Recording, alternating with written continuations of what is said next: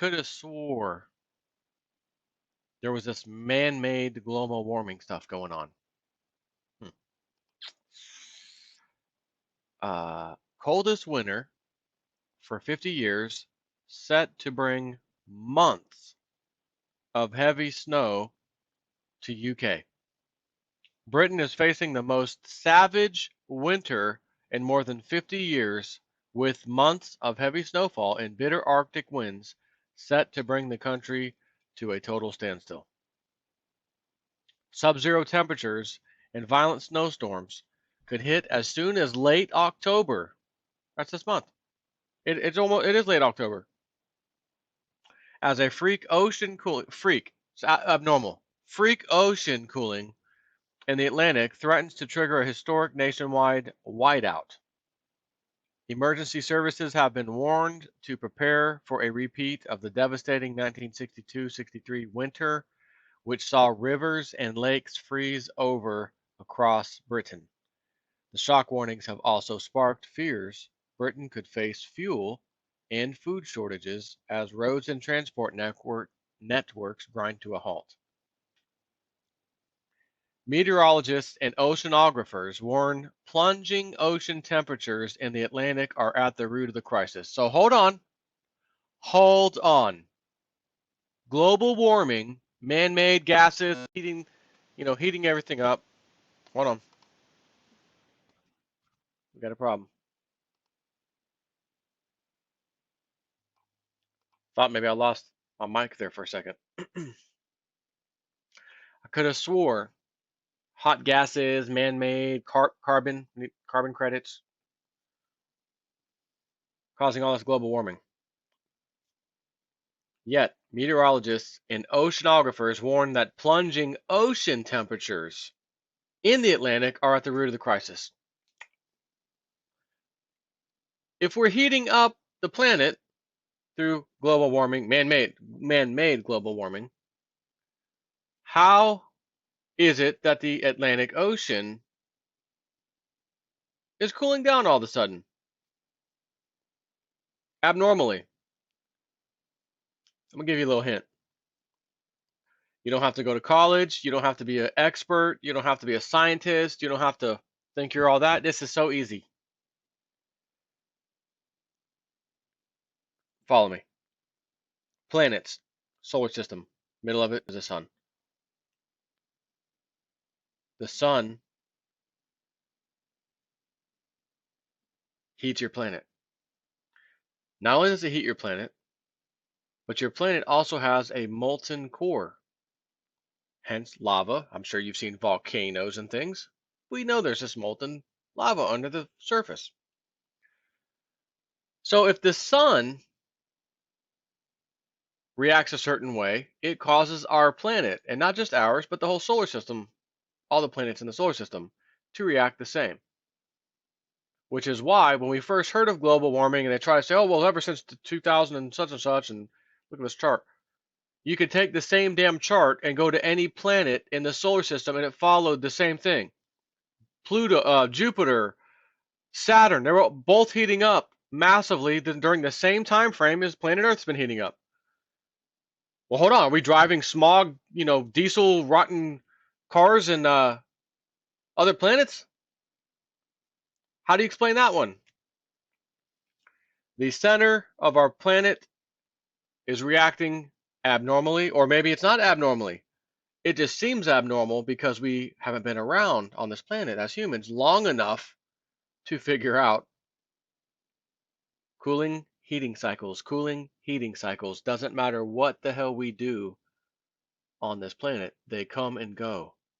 Now, naturally, I kind of lied a little bit on that. We are smart enough and we do have the technology to prove it. But if you can make a ton of money and set up this fake thing called man-made global warming, you can blame it on mankind. And then you create these things called carbon credits. And all these businesses out there that pollute, they'll allocate a certain number of pollution in carbon credits. And if you go over the carbon credits you have, hefty fine coming your way. But You can buy, sell, and exchange these credits. So you may find another company that has allocated a certain number of carbon credits, and they're way under where they need to be. They've got excess carbon credits that they don't need. They're not going to get fined. They've got plenty.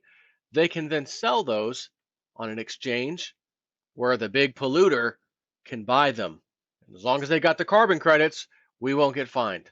That's the type of system these corrupt politician rotten bastards have been trying to set up ever since Al Gore's movie, An Inconvenient Truth. And I've got to tell you, if it wasn't for that movie, you might find this shocking. If it was not for that documentary movie of Al Gore's Inconvenient Truth, I would not have been awakened. Because I saw that movie, and at first I thought, oh my God, what are we doing? He's right. Oh, wow. I didn't know that. I didn't know that. Oh my God, Al Gore. Man, he would almost beat Bush in the damn 2000 election. That son of a gun, Bush. This is the guy we needed. That's how I left thinking. And it made me want to research more. How did I not know about this? And how come, what else can I find? And I quickly found Al Gore stands to go from a multimillionaire to a billionaire overnight should these carbon credit things take off, because he has personal interest investments in the whole carbon credit scheme. So if that ever goes live, Al Gore becomes a very, very wealthy man. And that's the point I said, oh, I'm not liking that. Not liking that. I'm hearing about that. That's interesting. Led me down to find some other documentaries and things that showed all of the planets from NASA's own data. They were heating up at the same time that our planet was heating up. You don't at that point, just think about this, because there's a lot to global warming, but are we helping? Are we not helping? It can't hurt. Forget all that. If I can show you simple data that says and shows Earth was heating up, this is the time period they say global warming has started on Earth. Same time period, Saturn, Jupiter, other planets, same thing, except, believe it or not, some of those planets, as far as a percentage basis from compared to Earth, heated up greatly, severely during the same time frame. So much so that if we were living there by chance, if we could, they rose so high we would have died, would have been cooked. The point is, the chart shows heating on all planets varying, but heating, generally speaking, going up. Yep.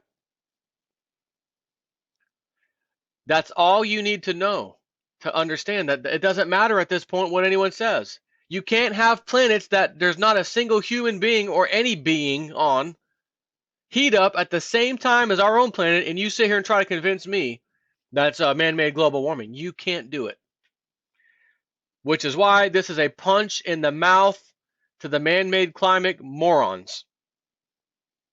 The Gulf Stream, the warm ocean current which runs up the east coast of America, have plummeted. The temperatures of it have plummeted over the past year. Remember when the BP oil thing happened, the oil spill, and everyone was all of a sudden taking a look at the Gulf Stream, and oh my God, the conveyor belt's slowing down. The ocean's conveyor belt is slowing down. What does that mean? It means they're going to have colder temperatures in the future. No kidding. And I got an article a few years later after we first noticed that about to get ready for an absolute brutal winter, thanks to essentially the conveyor belt of the water, known as the Gulf Stream. It slowed down. The waters have cooled. How can you have cooling water if the planet's heating up? I mean, hey, honey, can you go boil some eggs? And I go in there, and she's dumping, ice cubes in there. What are you doing? Oh, I'm heating it up. You're putting ice in there. It's cooling it. No, this is how we do it here. Ice cubes makes water get hot. Or I'll get cold air and blow it on the water, and the cold air will cause the water to get warmer. That'd be absurd, right? Naturally. Why would the ocean cool? Well, bear with me. Yes, the sun from way out in, the center of our universe heats the Atlantic during a certain period of the day. Then at nighttime, of course, it cools off. But you're talking about a massive, gargantuan size pool of water, if you will. We'll call it a pool of water, freaking ocean. In this little teeny tiny light up here, that's kind of warm, heating up this entire ocean? No. What does the ocean touch underneath itself, the very bottom? Matter of fact, everywhere, what does the ocean touch? Land, earth. And you may think, oh, well, land like on the coast. No, land underneath the whole thing from coast to coast. It's got to sit somewhere. Something has to hold it, right? You don't think by chance the center of the Earth core is slowing down, so whatever's happening is causing the temperatures to decrease, thus causing the water above it to decrease in temperature. By the way, when you boil something, you have a hot surface here on the very bottom. You put a pan or something with water in it, and you heat it from the bottom. Why don't we heat it from the top? What is wrong with you scientists? We have the sun as a perfect example. Why is nobody heating temperature from the top with a little magnifying glass or something else? Why don't we do it that way? Because it works best. They already know the answer. It works best if you heat it from the bottom up. There's your answer. It's a cycle. The Earth goes through it over and over again. This is nothing new. Another good reason to have some food storage. You wouldn't want to get caught with your cupboards dry for an extended period of time. Well, we never had a storm last this long. Oh, I've got a week's worth of food. Good luck with that. And God forbid the power goes out due to massive ice storms and breaking lines and all kinds of stuff. Can you imagine that? Could be an interesting winter, to say the least. Guess we're going to have to wait around and find out.